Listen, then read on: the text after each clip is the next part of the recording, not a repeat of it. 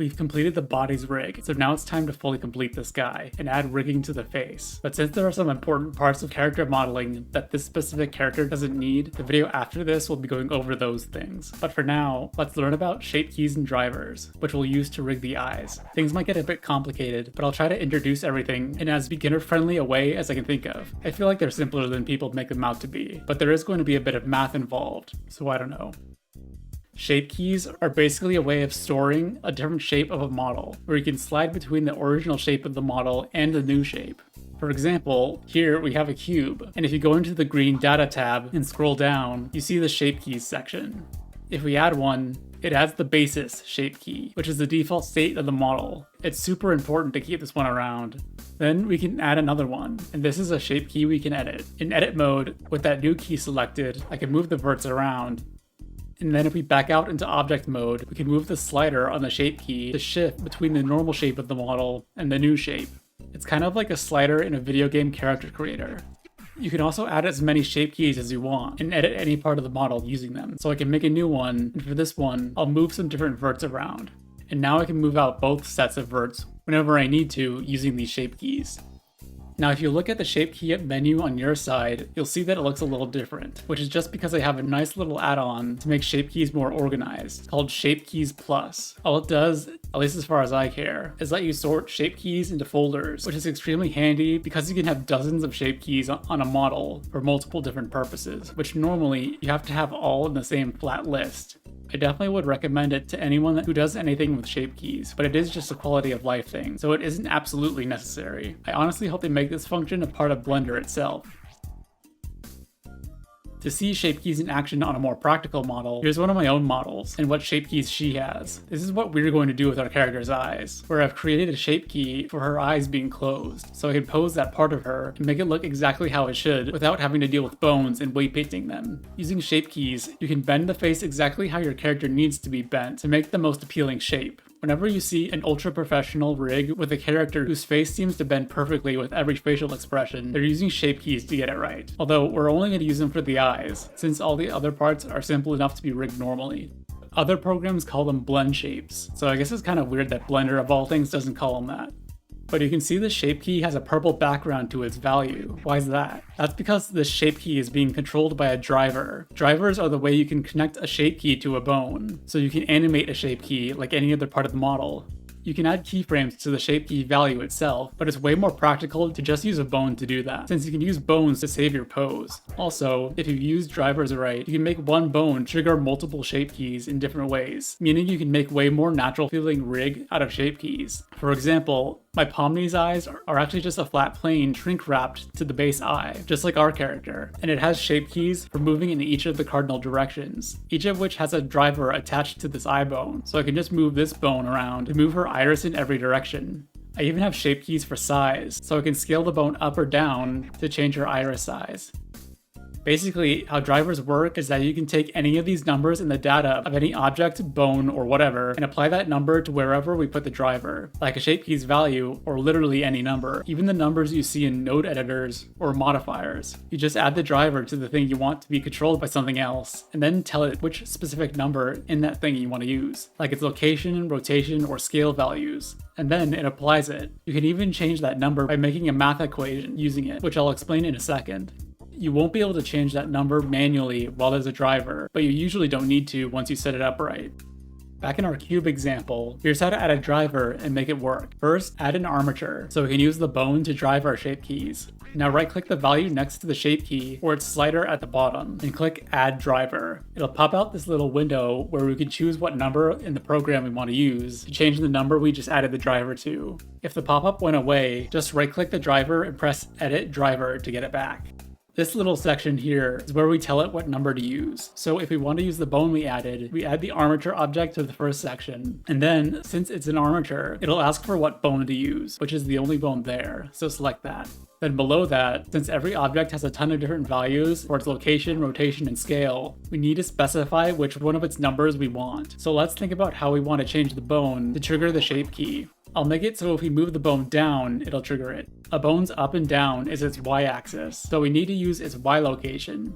But the part below that is also super important. It says world space, meaning it'll use the bone's Y location in the whole world as a reference for what number is being added to the shape key. But we don't want that. We want the shape key to be off when the bone is in its default position, but turn on when we move the bone down. So we need to switch this to local space. This uses the bone's position relative to its default position, so it'll only add a number if it's been moved or changed in any way in pose mode. Now let's see what happens. We move the bone down in pose mode, but it's not doing anything. What if we move it up instead? Now it's changing. How do we make it work when it goes the other way? Back in the driver editor pop-out, at the top of the settings we mess with, there's this little equation that we can add things to change the bone's Y location value as it's coming through. When you add a driver to something, it'll try adding the value it had before you added the driver to the equation, so you'll have to delete that first. If we move the bone back down and check the driver, you can see what value it's getting here. Its Y value is negative, since it moved below its default point, and shape keys can't go into the negative, so it doesn't do anything. But if we go into the equation and put a minus or negative in front of the var, which is the variable being put out by the bone, it'll cancel out the negative Y value and make it positive again. So now, moving it down does trigger the shape key, since its negative value is being flipped.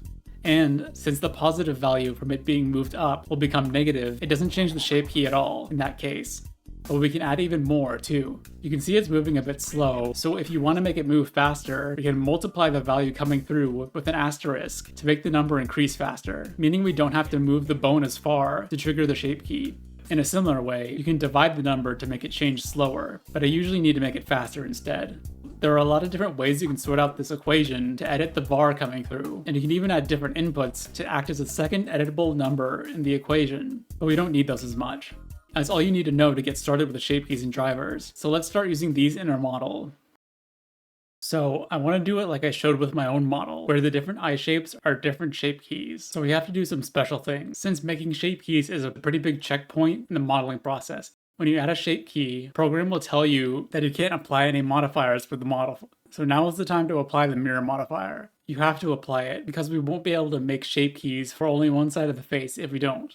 I don't usually save my model incrementally, but I do always have a separate file just before I apply the mirror modifier, since that's usually the point you have to go back to when something screws up. So do that just in case. I don't need it that much, but when I do, I'm always glad to have it. But if you forget, you can actually download an add-on called SK Keeper to forcefully apply modifiers to a mesh with shape keys. With it, instead of going to the modifiers panel, go to the object drop-down on this bar, and you'll see the options to apply modifiers. It's still better to apply modifiers first anyway, but that's nice to have just as a backup. It does screw up with Shape Keys Plus a bit though, where it turns shape key folders into normal shape keys, but it's not that big of a deal. Now since we want to deal with the eyelash shapes as well as the eyelid shapes, I usually just keep them as a separate object and give them separate shape keys. But if you want, you can apply their solidify modifier and join them to the head, so you can use only one shape key for both. I like keeping the solidify on it though, so I'll keep them separate. But you have to apply the mirror modifier anyway. Also apply that for the iris, since that needs shape keys too. Keep the shrink wrap modifier on it though, so it'll always stick to the face.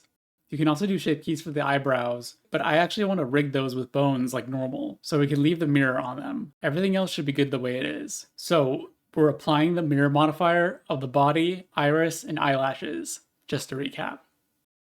So the easiest shape keys to do are for the iris. All we need is a shape key for each cardinal direction, and 2 for getting it bigger and smaller. Press the plus to add the base's shape key. And now, with Shape Keys Plus, you can hold down the plus so you can press Add Folder. If you don't want the add-on, just ignore the parts about the folders. It's just for making stuff more organized. Double-click on the folder and rename it to movement.l. Then, with it selected, just click the plus 4 times to add 4 keys. And then name them up.l, down.l, in.l, and out.l.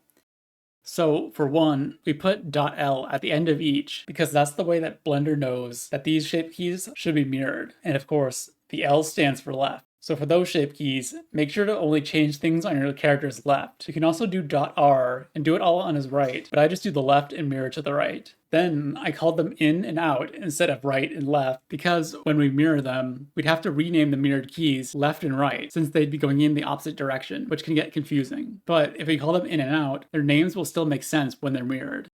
Also, really quick, if you have a shape key that isn't in a folder, you can add it to a folder by going under this drop down and selecting Set Parent, and then selecting the folder you want it to be under. Now let's actually create the shape keys. In edit mode, pay attention to the top left of the screen because it will tell you what shape key you have selected. You want to be extra sure you have the right shape key selected. For example, if you have the basis selected, but you move the iris up because you thought you had the up key selected, you'll ruin the original placement of the iris, which will screw everything up. Just be extra careful, especially with the body, since you might do the opposite, where you edit the base mesh, but you have a shape key selected, meaning your edits will only appear when the shape key is active.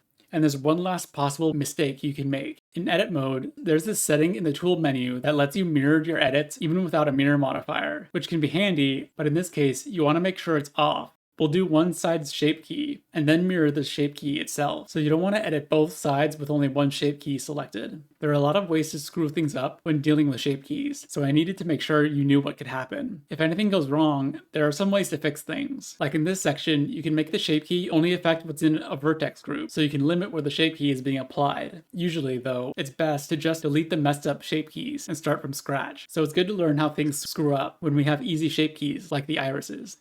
Okay, so we're in edit mode with the iris, so you can just select the shape key to edit them specifically. It shows its name in the top left, so we're good to go. Hover over the left iris, press L to select it all, and now we just move it up to make the up shape key. You can see it shrink wrap to the eye as we move it. Just move it straight up, and stop once the iris just barely goes beyond the eyelid. That should be good, so let's confirm it worked in object mode. Turn on the up key, and the iris goes up, so it works. Now we can stay in edit mode to do the rest. For down, just move it down until it goes out of the eye. For in, just move it inward towards the nose. For out, move it towards the far end of the eye. For this one, we might want to rotate it a bit so it stays level with the sclera plane behind it. If we don't, the iris might warp a bit. Now that should be good. We can confirm they worked in object mode. The out key made it clip into the eye a bit, so I'll fix that by pulling it away from the sclera more. Shape keys make verts travel in a straight line to their new position, so that can happen sometimes. Now those are all ready for drivers. But let's add the size changing shapes first. Select the basis so we don't add things to the movement folder, and add a folder for size.l. Then select that folder and add two keys, each named big.l and small.l. Obviously in edit mode, just scale the iris up for big and down for small. We can mirror them now, but if we mirror them after adding the drivers, it'll copy the drivers over, so we have less work to do. So let's add the drivers first. You can copy drivers over too, but this is less work. Before we add the driver, we need to add a bone to the rig that the driver can reference. You can add a separate armature object and mess with the face rig separately, but I like adding those bones right to the full Rigify rig, which we set up in the last video. It doesn't have to be a Rigify rig though. Any rig will work. I like doing this because you have to specify what armature group the bone is a part of in the driver. So if you change what armature group it's a part of, you'll have to change that part of every driver, which can get annoying. But if it's a Rigify rig, I'll have to warn you to not regenerate the rig if you added bones that are not in the meta rig. Regenerating will erase all bones that aren't in the meta rig, meaning all your special shape key bones will be gone. I've done this more than once, so be warned. If you want to add them to the meta rig, you can give them the Rigify type of raw copy, which will just plainly copy the bone over to the full rig. It's probably a better idea to do that, but I never bother. In edit mode with the full rig, select the face bone collection so all bones we add will be in that group. So you can use the face button on the Rigify rig layers to toggle these bones we're going to add. You can press Shift A to add a single bone that's not connected to anything. Move that bone to the center of the iris. Shrink it down so it's easier to look at, but it doesn't have to be exact. You do want it to be in front of the iris though, like around where he would wear glasses, so it's a bit easier to use. Since bones rotate at their base joint, which is called their head, I like putting the base in the center, but it doesn't matter too much. Now in the bone tab, call it iris.l, then select the iris bone, then the head bone, and then Ctrl P to parent it, and press keep offset. That'll make sure the bone follows the head when we move it. Now we can mirror the bone, which is easy because we put a .l at the end of its name. Just click it, right click, and then click Symmetrize. That'll put a bone on the opposite side of the head, which is mirrored across the rig's origin point, and even rename the bone to iris.r for us, since it's on the right side. This also means in pose mode, we can mirror a pose to that side as well, so it's a really good idea to make sure bones on your rig are mirrored right. The bones only need to have the same name aside from having a .l and .r at the end. They don't even need to actually be mirrored into position, but it's usually better if they are. If it's not perfectly in the middle of the iris, that just means your rig's origin point and your iris's origin point aren't in the same place. Now that it's mirrored, in edit mode, toggle on the x-axis mirror option to edit the placement of both bones, if you ever need to in the future. Now that we have the bone, let's add the driver. In the iris's shape keys, right-click the value next to the shape key, and add driver. Select rig, or whatever armature group the bone is a part of, and then the iris.l bone. Since this is the up value, we have to think about what axis is up for the bone. As I mentioned in the example, a bone's up and down is its Y location. If you want to see them yourself, in the data tab with the rig selected, you can turn on axes to see what axis is what for each bone. I don't really know why a bone's axes are different from the global axes, but whatever. In the driver, select the Y location, and then also, like the example, select local space, so it'll give us a 0 when it's in its default position. Now, if you go into pose mode and move that bone up, you can see the iris following along a bit. It's definitely slow, so let's multiply it. This changes a lot depending on the size of your eye, and the overall size of your character, meaning your shape key has to move farther to get out of the eye. Just keep changing the number you multiply by until it's how you want it. Ideally where the center of the eye matches the location of the bone perfectly, but it can be whatever you want it to be. I landed on ×8 for myself, so you can see it follow pretty close to where the iris bone is. That looks good, so we can copy this driver to the other values, so we don't have to constantly change every setting. Right-click the value with the driver, and then click Copy Driver. Then, right-click a different value and press Paste Driver. Now that value has the exact same driver, but this is for the down key, so we don't want it to be exactly the same. Like I said in the example, you can make the driver work when the bone moves down by adding a negative to the equation. You can make the var negative or the multiplied number negative, since that's how multiplication works. Now just tweak the number so it works there, but the copied number should be pretty close. Now to do the in and out keys. Copy and paste the driver over to them, but we have more to change. As you can see with the visible axes, if we want to make the driver activate when moving the bone left and right, we need to switch it to its X location. The axis is pointing out in the positive direction, so the out key will be using a positive number in the equation, and the in key is going to use a negative number. So make sure all that is set right.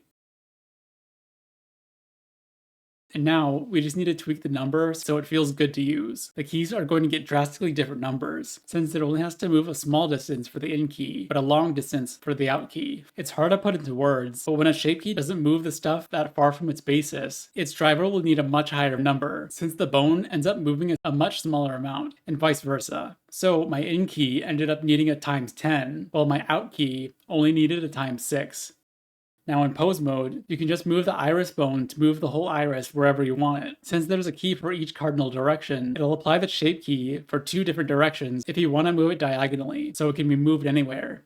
Before we do the size drivers, let's mirror the movement section. If you select the folder, then click and hold this clipboard with an arrow icon, it'll give you the option to copy and mirror the shape keys at the same time, which will apply to the whole folder. Now it's both mirrored and even renamed each key for the right side, since they each had .l. You can also just click it once, and then under this arrow, press mirror. But that won't change the names of the shape keys, so it's better to do it the first way. But this won't mirror the drivers.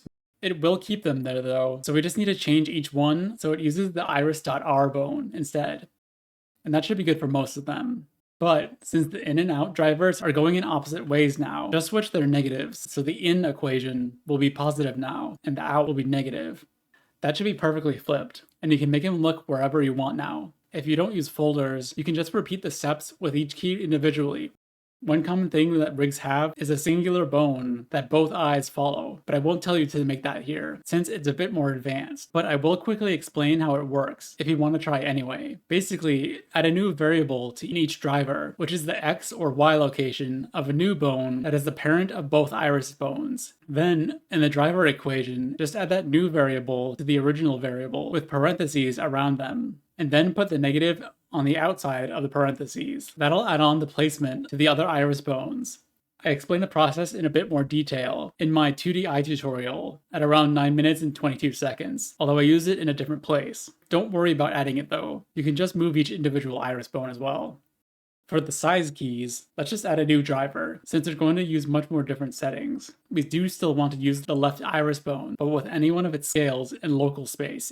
We're going to scale it out in all directions when resizing it anyway, so it doesn't matter which scale it is. Now, the problem with scale is that its default state is 1, not 0, so you can see the shape key already turned on, since 1 is 100% activated, but we want it to have a value of 0 when the scale is at 1, since that's the default. So, since this is the big key, we can just add a -1. So when the value it's getting is 1, it'll reduce it to 0, but if it goes above 1 when we scale it up, it'll still add on that extra bit of additional scale on top of the 1. If you want to multiply it though, add parentheses around it, and add the multiplier outside of them. Now copy that to the small key. This one is much weirder, and it's harder to explain in easy terms. We want this one to say -var plus 1. So if it's getting a 1, it'll turn into a -1, which will then have 1 added to it, making it 0. Then, if it's getting scaled up, it'll be a higher negative number, so the +1 can't fight against it. But if we scale it down, meaning the negative number is below 1, the +1 will add on an extra positive value, meaning it'll turn on the shape key. If you didn't get that, don't worry. Just copy -var plus 1. Also, since that equation means that we won't be able to max out the shape key unless we scale it all the way down to 0, which is really hard to do, let's add some parentheses around the whole thing and multiply it by 2. The parentheses mean everything inside of them will be completed first, then it'll be multiplied, which is how you get it to work right. If you remember PEMDAS and the order of operations from school, that's why. Now if you copy and mirror that like before, all you have to do is switch the bone in the new drivers to the right iris bone, and it all works perfectly. You now have perfect controls for this kind of eye. If you're staring at your screen horrified because you just don't get shape keys, you can technically just map the iris to the iris bone 1-to-1 by parenting the iris to the rig with empty weights. Then just applying a 1 to each iris's bone group, and it'll work a similar way, but it's way more unwieldy, so I don't recommend it. This is a great place to get started with shape keys anyway, so try to learn them. There are plenty of other tutorials on this stuff elsewhere on YouTube, so if my explanation didn't work, someone else's might. Or just try again with the eyelids, which could be even easier. I don't know. Now let's deal with the eyelids. Since I've gone in detail about what to do twice, I'm going to go a bit faster, since we're just doing the same overall process over again. The first thing we need is to decide how many expressions we want, because we'll need a shape key for each expression. The good news is that we can just add more later, so I'm going to add 4 keys. One for a closed eye, or a blink, one for a happy closed eye, one opening both eyelids further for a surprised expression, and one for bringing the lower lid up, so we can make a squint alongside the blink expression used halfway. Since these will work for each eye individually, it'll also count for expressions like a wink. So I'll add a folder and call it eye.l, and with it selected, I'll add 4 keys and call them blink.l, happy.l, surprised.l, and bottom-up.l. Now to actually edit the keys. First, hide the eyelash with H. We're going to add the same keys to it later, but for now, just get rid of it. If you joined it to the main mesh, you can hide it in edit mode then. With blink selected, now we just have to pull the verts at the top of the eyelid down to the bottom and edit them so it looks nice. It's usually a good idea to bring down the inside parts of the eyelid too, so you aren't fighting against the subdiv modifier. Just move things around until it looks pretty, and you're good. The eyelash will cover some of this though, so don't worry about it too much.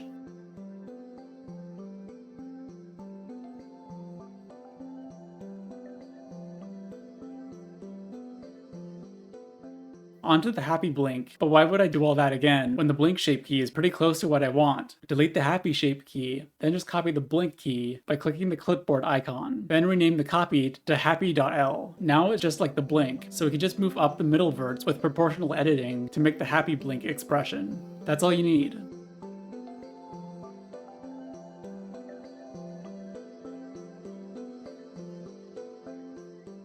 The last two are easy. Just move the eyelids up and down respectively with proportional editing, and that should be good enough. If your sclera plane isn't big enough, just make it bigger. Then for the last one, just move the bottom lid up a bit. You can tweak everything later, even after you've added the drivers. So let's just get it all set up for now. Before we do the bones, let's set up the eyelashes shape keys. It's pretty simple. Just add a folder and keys name the same things as the eye, so they're easier to keep track of. Now when you're editing each key, just turn each similar key on the body up to 1, so you know exactly where to place the eyelash so it looks perfect with everything else. You can follow the exact same process. I'll make it flop downwards since that's how the lashes usually work.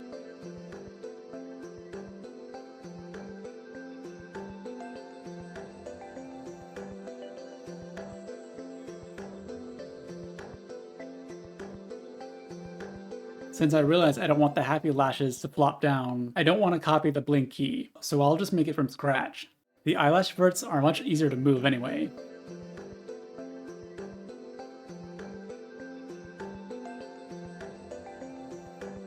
The surprised one is pretty easy.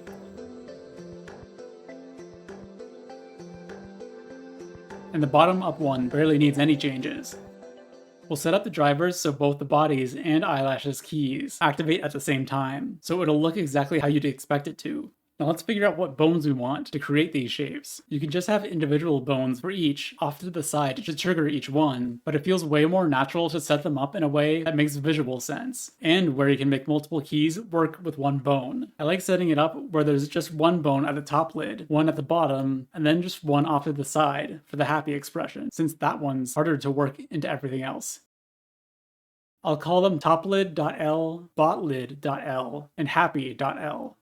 Don't forget to parent them to the head. We'll make the blink and surprise work with the top lid, and then the bottom up key will work with the bot lid. I usually split the surprise expression into a top up and a bottom down key too, but it's not necessary. It's just nice to have the option to use them individually sometimes. Select each bone, right click, and press symmetrize. If symmetrize ever fails, it's because you need to have .l at the end of the name. Add a driver to the blink key and make it use top lid's Y location in local space. And make it negative since blinking is a downward motion. Mess with the multiplication until the bone and the upper eyelid basically move in unison. 7 worked for me. For the happy key, just copy over that driver, but switch it to the happy bone. That's basically good enough. For surprise, copy over the blink driver and make it positive again, since we'll be moving that bone up to activate surprise. Then mess with the multiplied number again until moving it up moves it in unison. That number will probably be higher since it's moving a shorter distance. I went up to 25. Then finally, copy that driver to the bottom up key and just change it to the bot lid bone. And then again, mess with the multiplied number. Since there's nothing strange going on here, we can do a lot of copying. Now each of the bones can be used to move around the eye as you need. Let's get the eyelash set up too, since it's super easy. Just copy each driver from the body shape keys to the eyelash shape keys, making sure they're in the same spot as they were on the body. That's it. Now since the drivers are identical, the eyelash should move in the exact same way with the same bones. So now we just need to copy and mirror everything, and then change each bone to their right version, and it's all set up perfectly. Both eyes can be posed, and the iris can be moved and scaled. If you can think of more expressions to add, just add another shape key, and maybe a bone to create that expression. You can have as many as you want. Things might not work so well depending on what your face is like, but in this case it does work. We're done with the eyes, so let's get the rest of the face done, which should be the last part of making this character. We aren't going to use shape keys, but I do want to remind you that you can use shape keys if you want. If you want a ton of usability, you can make a shape key for moving each point on the mouth in all cardinal directions, so you can drive them just like we did with the iris. Or if you just want something quick, you can make a single shape key for the whole mouth or brow shape, and then just activate it whenever you need to. For me though, I prefer having solid control points for a bunch of different parts of the mouth, so I can make any expression I want on the fly, so I don't have to stick to a couple predetermined shapes. So I'll tell you how to make that. I think it's both easier than shape keys and way more versatile. The eyebrows will be super quick, so let's do them now. First, select them and turn on wireframe and all edges. If you can't see the wireframe that well, make sure to make the black material's viewport display color a little lighter. What we want to do is just map each vertical edge on the brow to one bone, so it's super easy to move around. If you added a ton of edges to it, I'd recommend deleting some, but you can also just rig it however you want. It's not the end of the world.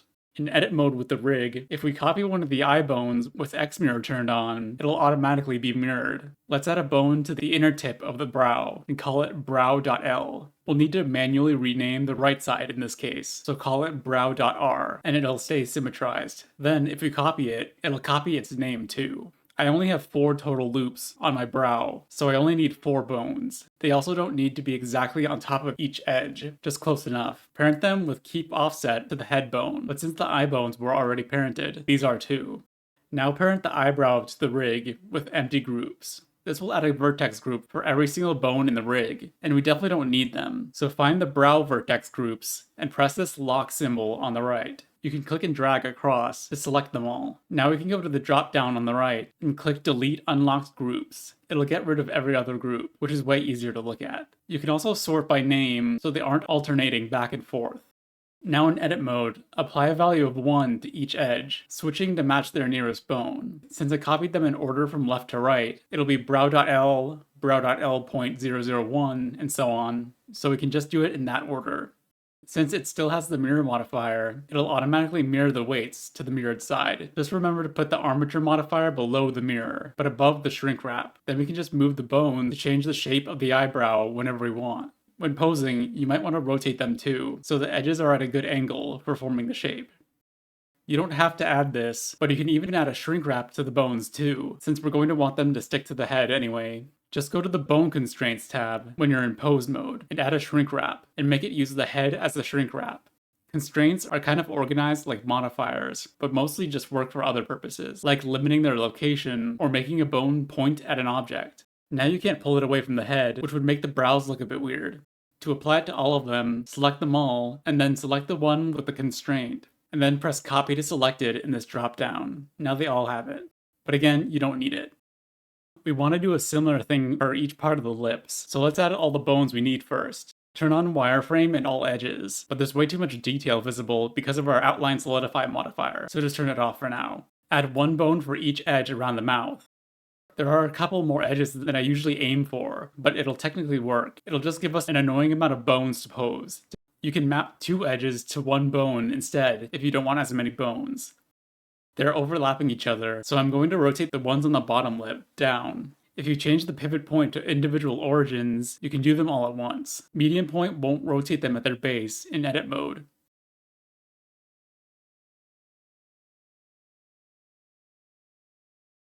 I'm going to name them from the top to the edge of the mouth, like mouth T.L, mouth T.L.001, that but with 2, and then mouth E.L. Then at the bottom, it's mouth B, and so on. Remember the order you added the numbered bones in, so you don't have to constantly check back. Then symmetrize. The middle bones obviously don't need to be symmetrized. Don't parent to the head yet. We still want some more bones. It's way more natural looking in animation to use a jawbone too, so we need to add one. Place it so its head or its base joint is just around this area relative to the ear, and its tail or its top joint is near where the front of the chin is. You can change its X location to 0 over here to get it to the center. Just do it for both the head and tail. The last bones we need to add are for the teeth and tongue. To keep things simple, just add one bone for the top teeth, bottom teeth, and tongue. You usually want to add multiple bones for the tongue, but it's only really necessary if you plan on posing it a lot more. So for now, just give it 1. For the teeth, I usually like having the bone's head be in the middle of the teeth, but it doesn't matter too much. I'll call them teeth.t, teeth.b, and tongue. Now we need to parent everything to these bones. Let's do it with the teeth and tongue first, since it's super easy. Just select both, shift to select the rig, parent with empty groups, and like with the eyebrows, find the teeth groups on the teeth and the tongue group on the tongue, and lock them. And then on the right, delete unlocked groups. Now in edit mode, just select the top teeth with L and apply a value of 1 to the top vertex group, and then do the same for the bottom group. Then do the same with the tongue. They're all sorted, so let's deal with the jaw now. Parent the body to the rig again, but make sure to only parent with empty groups now. Since the body already has a ton of vertex groups for the rest of the rig, what empty groups actually does is just add groups we didn't have before, but keep all the groups we already had the exact same. This is partially important, since we don't want to make the hair bones affect the head at all.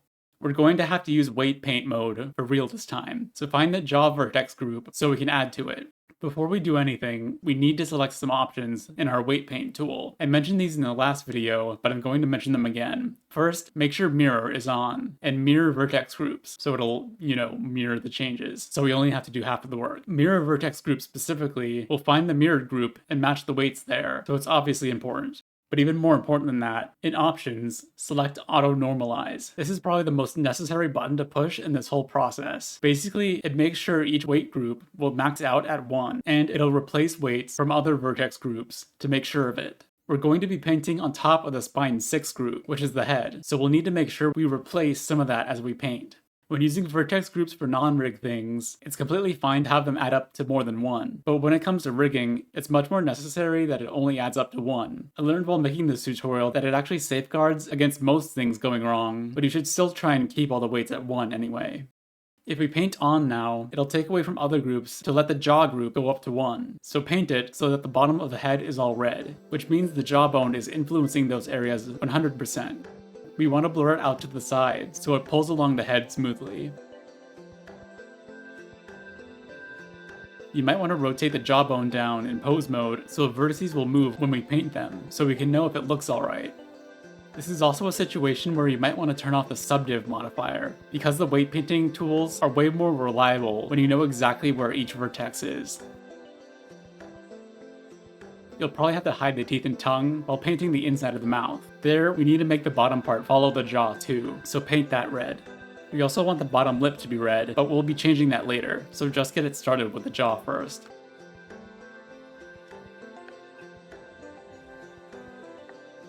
Since our lips are intersecting, you might want to apply the weights in edit mode so it's more precise. I'll control click on the other side so it'll select this whole grid from here to there. You can set the weight in the tool settings to 0 to erase weights. Now just blur the sides until it looks alright, so the sides of the mouth are blending along nicely. Also, make sure that the back of the jaw is very blurred out, so it doesn't bunch up back there. Don't forget you can change the strength of the blur in the tool settings. We can tweak this all later, so don't worry about getting it perfect right away. Let's do the lips. Let's actually start off in edit mode. I want to apply a weight of 1 to each part of the lip, so each bone pulls along that edge 100%. It'll be easier to see if we toggle on something on the armature modifier, like the triangular on cage button. There's also the square button, which actually lets us see what it's changing in edit mode. So if we toggle that on for the armature modifier, we can use the jaw to open up the mouth and edit the lips easier. We just want to select the verts around each part of the lip. Make sure Auto Normalize is turned on here, and apply 1 to each related bone's vertex group. This button was added in version 4.5, so you won't have it if you have an earlier version. If that's the case, just do it with weight painting instead. You need Auto Normalizing. Anyway, now you just need to remember which bone is which, so you can apply them easily.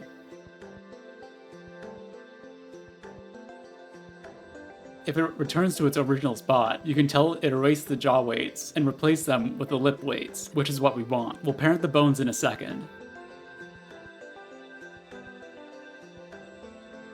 Once it's all done, make sure you test each bone to make sure you did it right. It's agonizing work, so don't assume you did it perfectly. If that's all in place, we should just be able to blur each of the mouth weights to make them look a bit nicer. It won't be perfect, but it'll definitely be good enough. Also, with mirror vertex groups on, it'll perform each action on the mirrored vertex group, so you only have to blur one side. Just keep blurring each group until it looks right. You don't want the gradient to be blobbing off to the side, so just blur it until it looks somewhat like this. I'll also blur the jaw weights a bit too.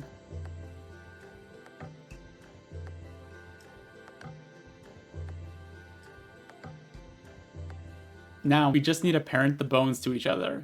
We want the lower parts of the mouth to all be parented to the jaw, and the top parts to be parented to the head, so it mimics real life. So select all the bones of the top lip, and the edges of the mouth, and also the top teeth, and parent those to the head bone, since those parts are more locked onto our skull.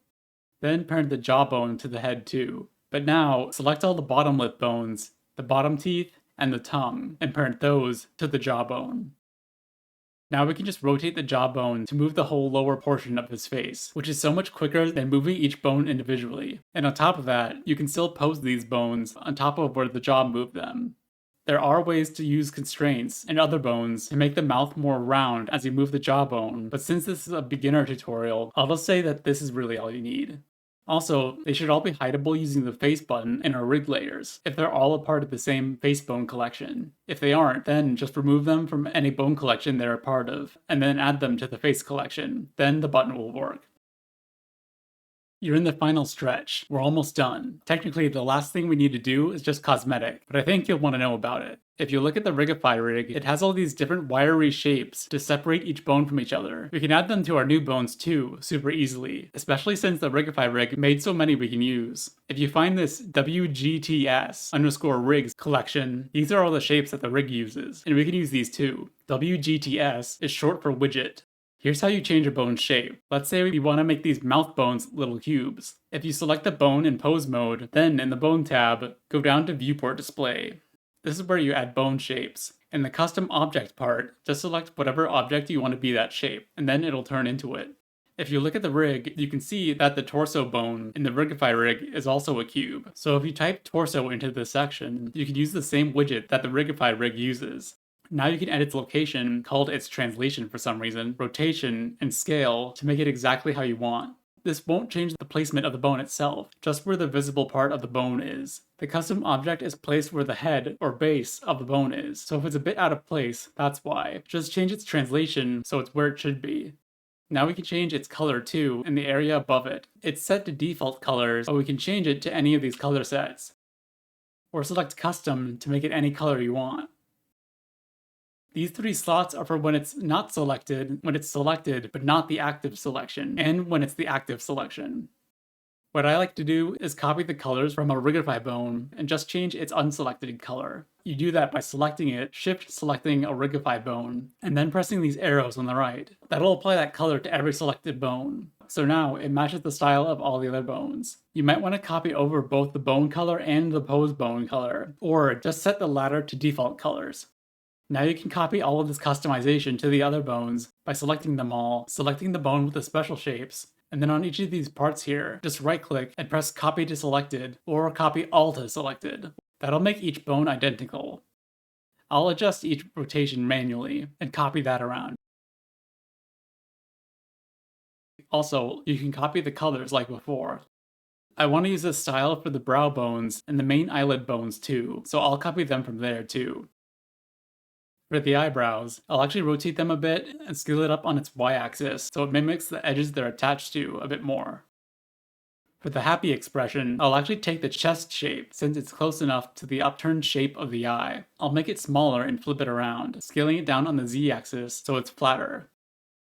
I'll also use that one for the jaw, since it looks kind of similar to the bone shape that the Rigify face rig uses. I want it to just be around the chin, since I don't want this giant bone to always be visible inside of the head. For the iris bones, I just want them to be the same shape as the irises, so I need a circle. The toe and breast bones are circles, so use those. And then scale it up on the y-axis so they fit the shape. The hair bones actually don't have a special color either, so I'll give them one too. For some reason, I like making the hair bones orange, so you can copy over the finger bones color.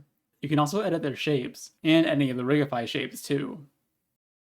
If you ever want to make your own shapes, you can just add a curved circle, edit that to be whatever shape you want, and then select it for the bone. You can also use a normal mesh, but it's generally nicer to have a wireframe for these bone shapes than a full mesh. So if you select all these verts, X to delete, but then delete only faces, so we'll be left with a wireframe cube, which should be much nicer. Also, you can even add a text object to use for bone shapes. If you go into edit mode with it, you can just type whatever you want. Change the fill mode on its data tab to none, and then just select it for the bone. There are also these objects called empties, which are just empty wire objects, which you can also use for bone shapes. There's tons of customizability here, so do what you want. You'll figure out what you want in the rig the more you use it.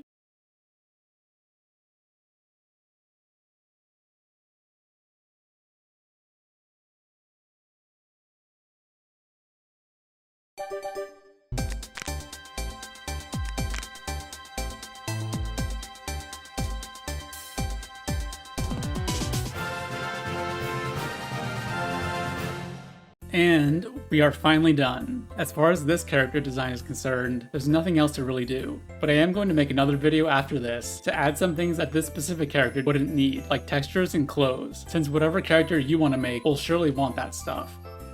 As for what to do until then, feel free to post whatever character you made in the art channel of my Discord server. I'd love to see what you made out of the series. It makes all this effort feel worth it. Or as usual, if you're having any problems related to this video, this process overall, or anything going wrong in Blender, you can comment them below or go to the help channel of my Discord server to ask about it. I'll try to answer as much as I can for as long as I can. I'm sure I missed some important part of this tutorial that beginners would totally get lost in, so there's a solid chance that it's not even your fault. If I missed anything major, I'll add it to a pinned comment or something. Also, don't forget if you want to look back on any piece of info in this character modeling series, I have the whole script in one big doc where you can use Ctrl F to search for keywords in it so you can find specific pieces of info in this giant wall of text. I decided to cut some parts from the videos that I left in the script, so there is some more info there too. There are also tons of ways of making a character, so definitely still look up other tutorials about character modeling to learn even more things you can use. If you got through this whole series, I'll say that you're confidently no longer a beginner in Blender anymore, so any tutorial will do. I mean, some are probably still too much, even for me, but I guess you don't need to use beginner in your search anymore. Anyway, thanks for sticking through all these tutorials. There are still more to come, so stay tuned. Making this series definitely took a lot out of me, so after the textures and clothes one, I won't make more tutorials for a while, but I have a few in mind. Some of them are how you'd port a character like this into VR chat, which I know people would want to know, how to do sculpting and retopology, how to 3D print character models like this, and more. Let me know if you really want one of those, or something else. Since videos take a long time, I might try to make text tutorials out of them first. We'll see though, I still have one video to make. See my Linktree for a link to all the other sites I post art on. See you later and thanks for watching.